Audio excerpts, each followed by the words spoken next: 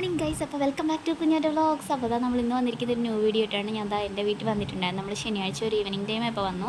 അപ്പോൾ സൺഡേ ആണ് ഇന്ന്. അപ്പോൾ സൺഡേ ആയപ്പോൾ രാവിലത്തെ ഒരു മോർണിംഗ് തൊട്ടൊരു ഈവനിങ് വരെയുള്ള ഒരു കുഞ്ഞൊരു വീഡിയോ എടുക്കാമെന്ന് കരുതി. അപ്പോൾ ഞാൻ വീഡിയോ എടുക്കാൻ വേണ്ടി ഫോൺ തന്നെ അവിടെ സ്റ്റാൻഡിൽ സെറ്റ് ചെയ്ത് വെച്ചേക്കും. അതിന് ശേഷം ഫ്രഷ് ആയിട്ട് വന്നതിന് ശേഷം നമ്മൾ രാവിലത്തെ ബ്രേക്ക്ഫാസ്റ്റ് കഴിക്കുകയാണ്. നമുക്ക് രാവിലത്തെ ബ്രേക്ക്ഫാസ്റ്റ് എന്ന് പറയുന്നത് പാലപ്പവും ചിക്കൻ കറിയാണ്. അപ്പോൾ അതിൻ്റെ അടുത്ത് നല്ല സൂപ്പറായിട്ടുള്ള ചിക്കൻ കറിയാണ്. ഭയങ്കരമായിട്ട് ഇഷ്ടപ്പെട്ട് ഞാൻ പിന്നെ കഴിച്ചുകൊണ്ടിരിക്കുകയാണ്. അതിന് ശേഷം കുഞ്ഞാറ്റേനെ കുളിപ്പിച്ച് ഫ്രഷ് ആക്കിയിട്ടുണ്ടായിരുന്നു. അതിന് ശേഷം കുഞ്ഞാറ്റ ഒരു ഉറക്കമൊക്കെ കഴിഞ്ഞിട്ട് വരുന്നൊരു സീനാണിത്. ആൾ ഫുള്ളായിട്ട് വണ്ടടിച്ചാണ് എഴുന്നേറ്റ് വരുന്നത്. അതാണ് അങ്ങനെ ഫേസൊക്കെ ഇരിക്കുന്നതിന് ശേഷം ഞാനും കുളിയൊക്കെ കഴിഞ്ഞ് സെറ്റായിട്ടിരിക്കുകയാണ്. സമയം ഇപ്പോൾ ഒരു മണി കഴിഞ്ഞിട്ടുണ്ടായിരുന്നു. അപ്പോൾ കുഞ്ഞാറ്റേനെ കൂടി ആ റൂമിലേക്ക് കയറി പോകുന്നുണ്ടായിരുന്നു. എന്തിനാണ് പോയെന്ന് ഞാൻ ഓർക്കുന്നില്ല. അങ്ങനെ അതെല്ലാം കഴിഞ്ഞത് പിന്നെയും തിരിച്ചിറങ്ങി വരുന്നുണ്ടായിരുന്നു. അങ്ങനെ വന്നതിന് ശേഷം ഞാൻ നേരെ എനിക്ക് വിശക്കുന്നുണ്ടായിരുന്നു. അടുക്കളയിലേക്ക് പോവുകയാണ് കുഞ്ഞാറ്റേനെയും കൂട്ടിക്കൊണ്ട്. അപ്പോൾ അവിടെ അടുക്കള വശത്ത് നിന്നപ്പോൾ ഞങ്ങളുടെ വല്യമ്മ അടുപ്പുണ്ടായിരുന്നു. അപ്പോൾ വല്യമ്മയുടെ കുഞ്ഞിനെ കൊടുത്തു. അതിന് ശേഷം ഞാൻ കറിയൊക്കെ എടുക്കുവാണ്. ചോറും കറികളൊക്കെ എടുക്കുവാണ്.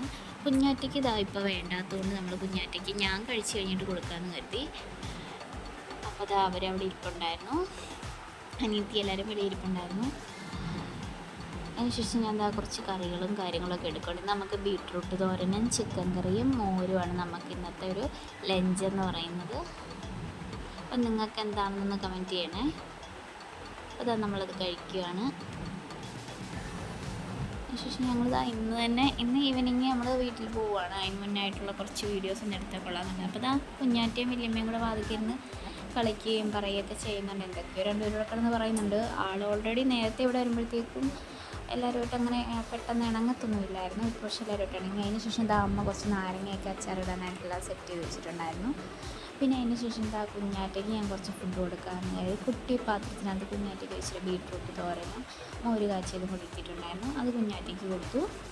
അതൊക്കെ സ്കിപ്പായിട്ടുണ്ട് വീഡിയോ, കാരണം എനിക്ക് കുഞ്ഞാറ്റേനെ പിടിച്ചുകൊണ്ട് വീഡിയോ എടുക്കാൻ ഭയങ്കര പാടായിരുന്നു. അത് നമ്മൾ സ്കിപ്പ് ചെയ്തിട്ടുണ്ടായിരുന്നു. അതിന് ശേഷം കുഞ്ഞാറ്റേനെ അച്ഛൻ്റെ ലഭിച്ചിട്ട് കളിക്കാൻ അവർ രണ്ടും കൂടെ വന്ന് കളിക്കുകയാണ്.